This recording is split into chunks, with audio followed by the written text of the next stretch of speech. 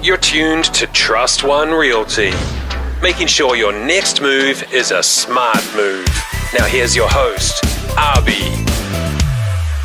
Welcome to Trust One Realty. I'm your host, Arbi, and today's sponsor is Los Angeles Mission Organization, helping the homeless and the low-income families.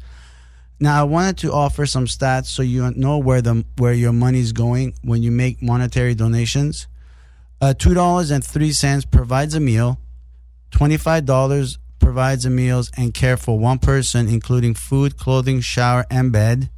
$1,000 can provide on adopt a meal based on a $500 meals, and $25,000 sponsors a student here for 1 year. Now let's help each other and make sure that there's nobody that goes through the holidays hungry, and let's help the less fortunate for kids who need help this holiday season. If you have any kind of donations or monetary, please call 213-629-1227 and just let them know it's either any kind of material donations or monetary donations. They will transfer you to the correct department. If you want to visit the website, go to www.losangelesmission.org, or you could contact 213-629-1227. Don't you go nowhere. When we come back, we're going to have a special guest in the studio, Marlon Videz with Only Escrow. We will be right back. You're tuned to Trust One Realty, making sure your next move is a smart move. Now here's your host, Arbi. Welcome back to Trust One Realty. I'm your host, Arbi. This segment is sponsored by Only Escrow with Marlon, also our guest. She's a senior escrow officer, and this is her first time in the station. How you doing, Marlon? I am doing great, Arbi. Thank you very much for having me. It's my pleasure. So, first ask, how long have you been in the escrow business? Roughly about 20 years. Been an escrow officer for the last 17. And the last 3 years, I've owned and managed Only Escrow in Woodland Hills. Awesome. So we're gonna talk about what is the purpose of an escrow. So our listeners kind of understand when they're buying or selling, and the agent says we're gonna have to go through escrow. What is the purpose of it? Well, whether you are a buyer or seller, a lender or a borrower, you want to have the assurance that not funds on a property or any type of documentations get mishandled and get transferred to the appropriate parties in accordance with the law. Escrow officers or the escrow company is a neutral party that it's in the middle of the transaction. They don't make decisions or sign or anything like that. It's just basically making sure that all the seller follows directions, the buyer follows directions, and the funds are kept in escrow until the end of escrow. Correct.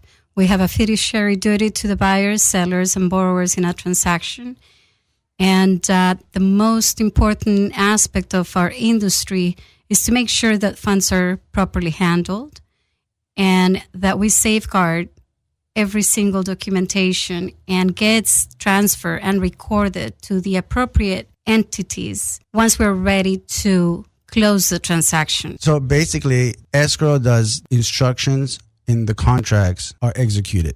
Anything that it doesn't meet to the law, escrow will require the agent to discuss with the buyer or the agent with the seller, correct? Correct. We are not legal advisors, and we're not to give any legal opinion in regards to the real estate transaction that we're handling. So in the most simple definition, an escrow is a deposit of funds and any pertinent documentation by one party to be delivered to another party. Okay. There you go. So now a lot of transactions that customers, buyers, or sellers always hear, we're opening escrow and we're closing escrow. Can you give us a little bit explanation on what that really means, if it pertains to a specific action, or is just more of a phrase that we use in the industry? Well, the process would entail in a sale transaction when there is an exchange of property, real estate property in my case, since that is the only thing that I currently handle.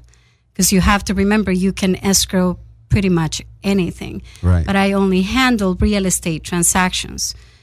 So with that said, once a buyer and a seller have mutually agreed on a real estate purchase contract, either through the California Association of Realtors or by just a sale by owner contract, once it is in agreement, they come to an escrow company and we open escrow, meaning we review the purchase contract, make sure that all the terms and agreements are correct. We issue escrow instructions, which we are now calling them supplemental escrow instructions, since they're supplementing any agreements that the buyer and the seller have already mutually agreed on. Right.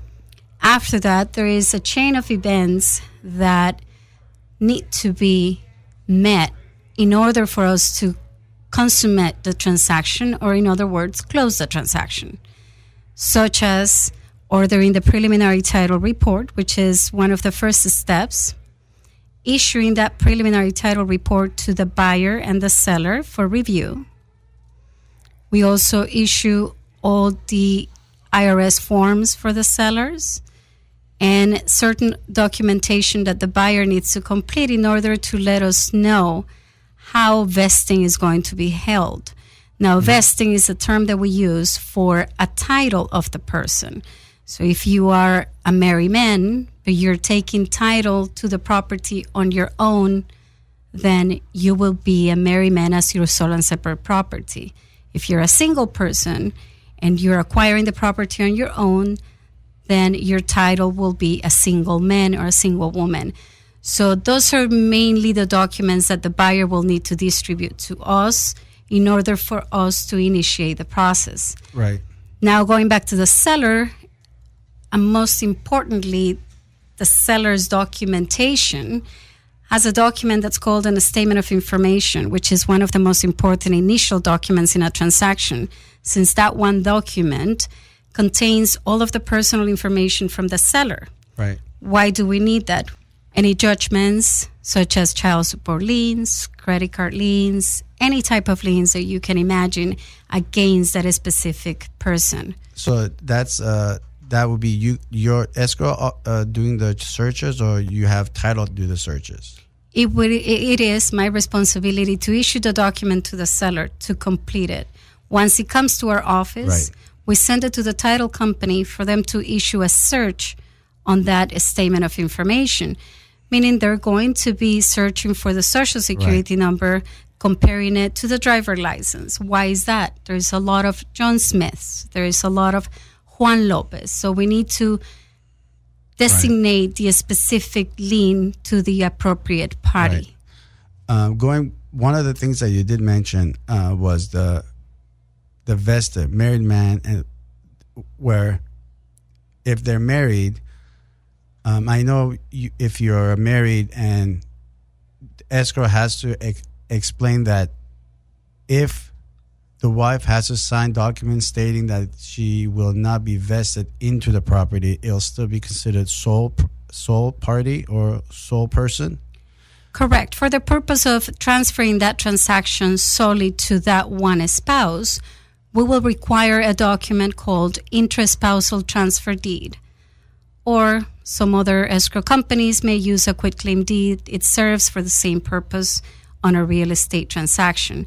And we see it as an authorization from that spouse to the other spouse to buy or acquire or sell property only under their name. And that's merely because California is a community property state.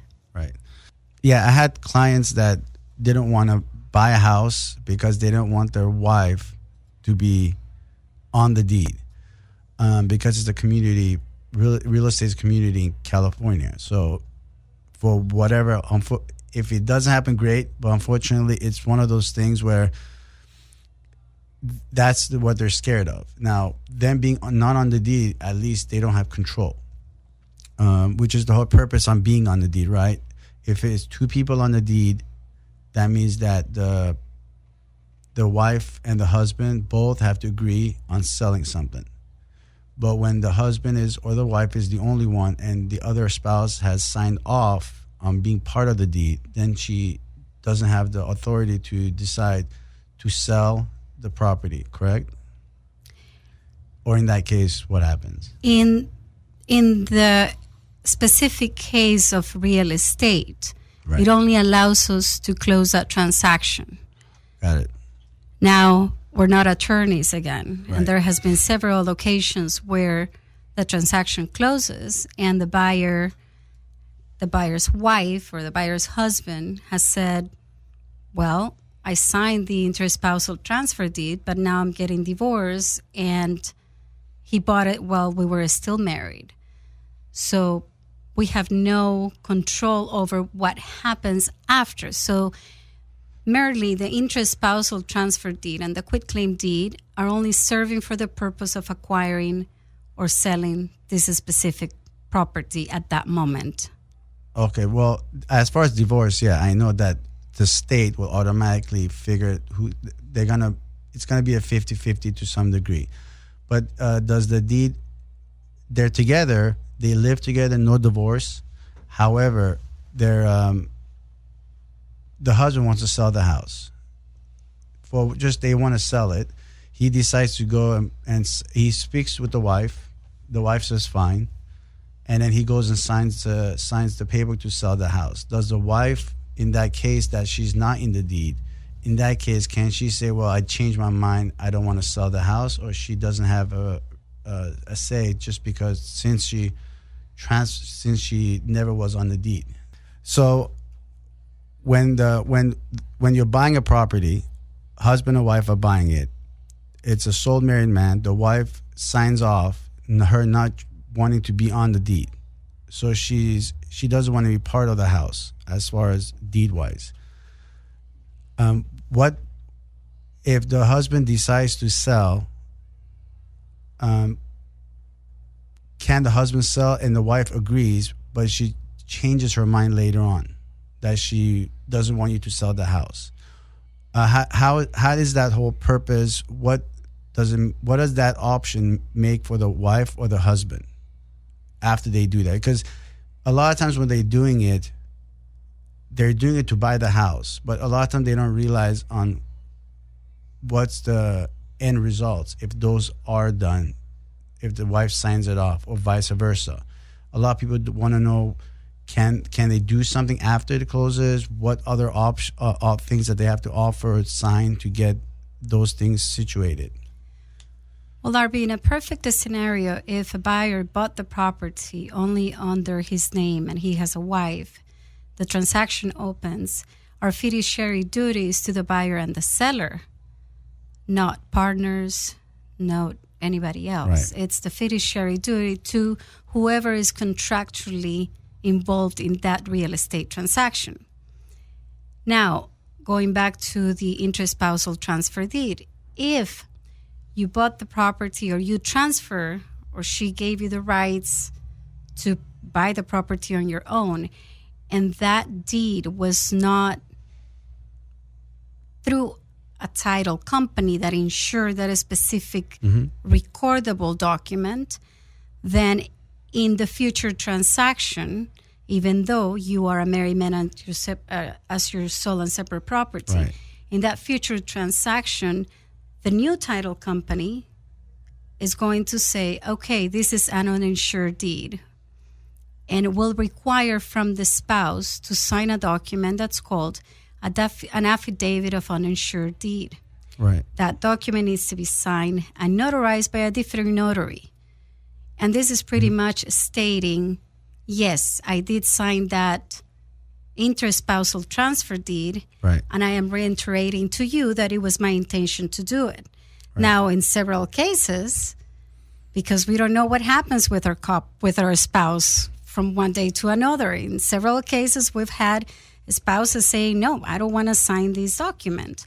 And technically, we will not be able to close if that recorded deed was uninsured, did not go through a title company insuring that a specific deed. Right. So yeah, it's one of those things, which is why I really wanted to have an escrow officer and explain the process, because I've bought almost 3 houses, and the stack of paper is about 1 inch to 2 inches height, and half the time we're just saying sign here, sign here, sign here. It's just too much paperwork. We're already flustered by 3 months of paper. This, sign this. After the end of it, we're so excited. Just sign, sign, sign. And it's good to educate people on beforehand. So when they're going in and they're signing, they at least know what they're signing and overall, that the escrow officer makes a big difference in explaining, paraphrasing through the transaction, through the documents that you're going to sign. And a lot of people that have problems in their properties, deeds or anything, is because they sign and there was no explanation. They didn't know what they were signing. And I've done this 3 times already. It's excitement. And at the same time, you could do things, you could sign things that you weren't even aware.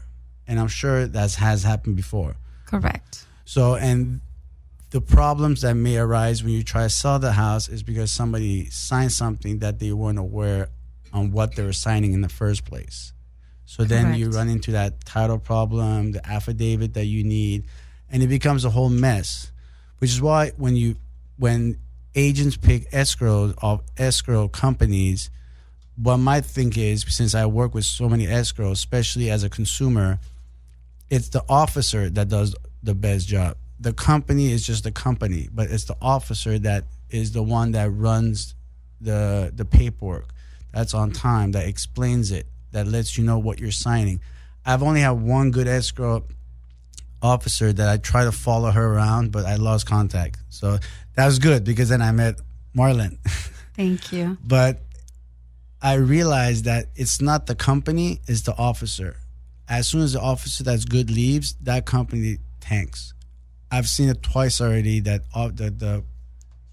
the company it became horrible at it. They weren't, they didn't follow up. They didn't know the rules. They couldn't answer questions. It was just, you were lost. You walk into the door, they confuse you, and you walk out confused or more confused.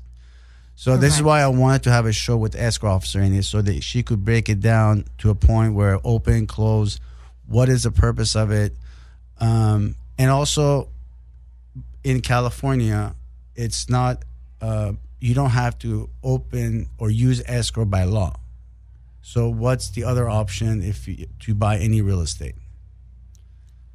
Other options, you can go through an attorney. In California, the most used way of transfer funds is escrow. One, because we're significantly cheaper than going through an attorney. You can also do it on your own. You can also go record the deed and do the exchange of funds on your own. But then you don't have the stability of knowing that you are being transferred where you're supposed to be transferred. Because you have to realize that in the real estate transactions, there are real estate disclosures that need to be provided to buyer and sellers in order for them to know what they are getting. Right. And that is why it's necessary to have a title company, an escrow company, and in my personal opinion, have a real estate agent, because a real estate agent will be the person who will guide you through the entire process, right, the real estate aspect of it.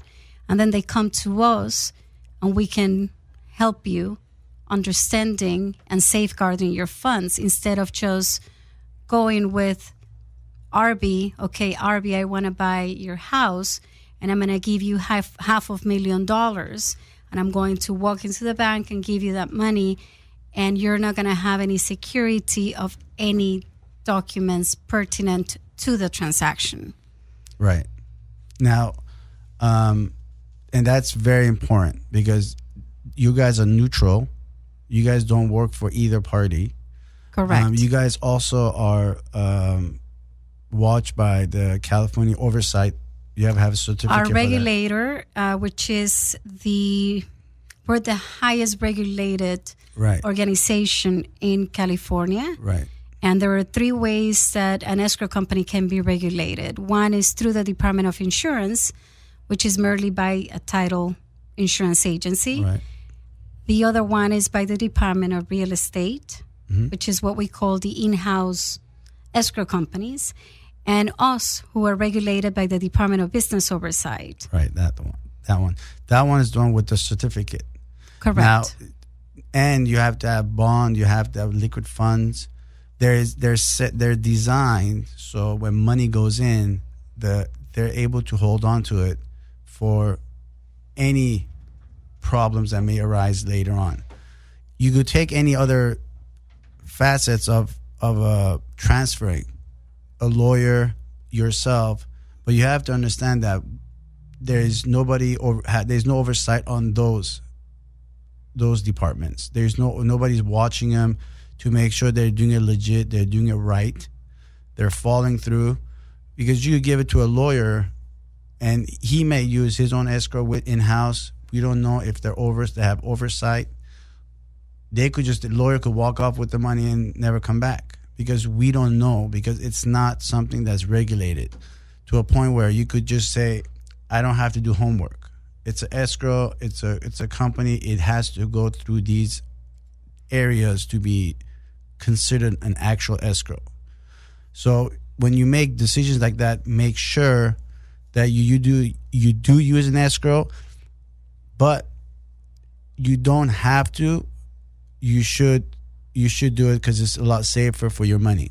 And you should definitely use an organization or entity that's regulated by the Department of Business Oversight. That's highly recommended in every single real estate transaction. Right. And make sure there always is a certificate right by the door, right? Every escrow office I've gone, I've looked for that certificate. For that certificate. Yeah, it says business oversight. Correct. And as of a couple of years ago now, we have to have even more insurances with the cyber fraud that is very common in our industry right now. Is it wire fraud? Cyber fraud. Cyber, yeah.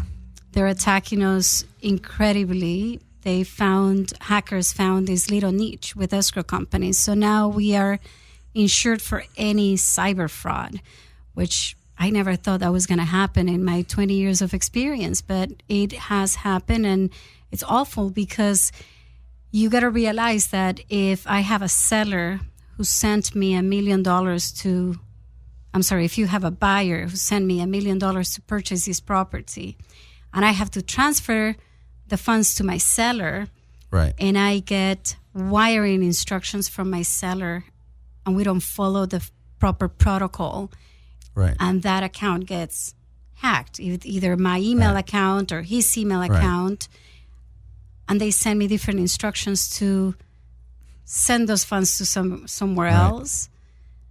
We're protected with our insurance, which is the cyber fraud insurance. That's why escrow is a very big and important factor in buying any real estate, especially in California, when there's really everything is above $350,000, and that's a lot of money. Down payment, escrow, all the fees that you have to pay, state tax, county tax, this and that. These are all money that you pay them, and they distribute it to all the parties that the money is required to go to.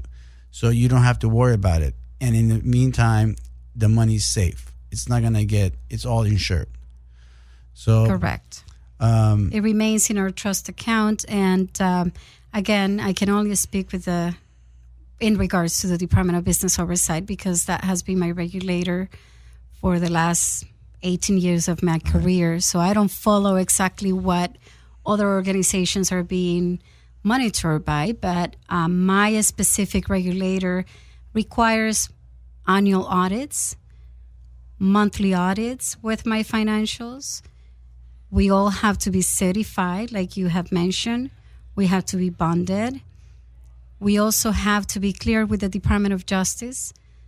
So every single person in a transaction knows where we are, where we stand, and where their monies are as well. Right. Thank you, Marlon, for joining us at Trust One Realty Show and discussing about the importance of escrow. And to end our interview, what can you emphasize on the escrow process? That you can be sure as a client that your funds are going to be safeguarded, that the documents will be handled with the utmost respect and diligence, and that you're safe in this very tedious process, and that you'll have somebody guiding you throughout it. That's very important, because that's what when I say an officer, that's what they do. They walk you through the complicatedness of those thick 1-inch paperwork. So don't be afraid. You could ask. They're there to help you out. So Marlon, how can my listeners get in contact with you if they have questions about what the escrow process is or any other help that they may need? Thank you, Arbi. My office is located in Woodland Hills, 22144 Clarendon Street, Suite 220, in again, city of Woodland Hills, 91367. My company name is Only Escrow. My phone number, 818-710-8221. And either myself or anyone in my team will be more than happy to help you and your listeners with any questions. We like to say that we're right across the street from the old post office in Woodland Hills. Yes, I saw that. Years. Yes, I saw that. Thank you, Marlon, for stopping by. I'm your host, Arbi. When we come back, I'm going to talk about my picks of the week. Dash Radio. Island Block Radio presents Trust One Realty with your host, Arbi. I'm your host, Arbi, and we're going to be talking about my pick of the week, sponsored by CSMC Mortgage, Barrett, and his number is 818-326-4000, and he works with residential, conventional loans, FHA loans, and VA loans. If you have any questions, interested in applying for a loan, give him a call. Let him know Arbi sent you. He'll take care of you. My pick of the week will be Los Angeles and Mexico organization who are helping people with food and clothing and housing due to the recent earthquake. If you want to make any monetary donations, you can visit their website at www.onechildrensfoundation.org. That is onechildrensfoundation.org. Any amount will be appreciated. There you go, folks. Our 6th episode of Trust One Realty. We hope to see you next week from all of us here at Trust One Realty, where we hope to make the next move a smart move. I'm your host, Arbi, and we will see you next week. You're tuned to Trust One Realty, making sure your next move is a smart move.